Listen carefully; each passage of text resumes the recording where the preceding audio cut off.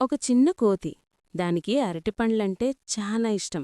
కాని దురదృష్టవశాత్తు దానికి ఎక్కడా అరటిపండ్లు దొరకలేదు. రోజూ చెట్లమీద కూర్చొని ఆశగా చుట్టూ చూస్తూ ఉండేది. ఒకరోజు స్కూలుకి వెళ్తున్న ఒక చిన్న బాలుడు చేతిలో 4 అరటిపండ్లతో వెళ్తున్నాడు. అందులో ఒకటి తింటూ ఆనందంగా నడుస్తున్నాడు. ఆ కోతి ఆశగా చూసింది. అరటిపండు తీసుకోవాలని ముందుకొచ్చింది. అయితే అప్పుడు బాలుడి తండ్రి గమనించి కోపంగా కోతిని తరిమేశాడు. భయంతో బాధతో ఆ చిన్న కోతి కన్నీళ్లు పెట్టుకుంటూ అక్కడ్నించి వెళ్ళిపోయింది. అది చూసి నా బాలుడి మనసు కరిగిపోయింది.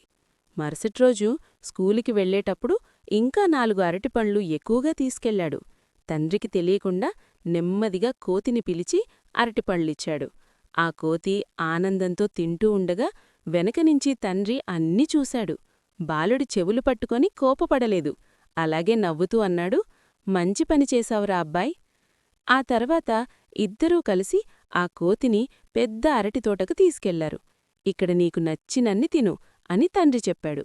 ఆ రోజు కోతి సంతోషంగా ఉంది, బాలుడు సంతోషంగా ఉన్నాడు, తండ్రి గర్వంగా ఉన్నాడు.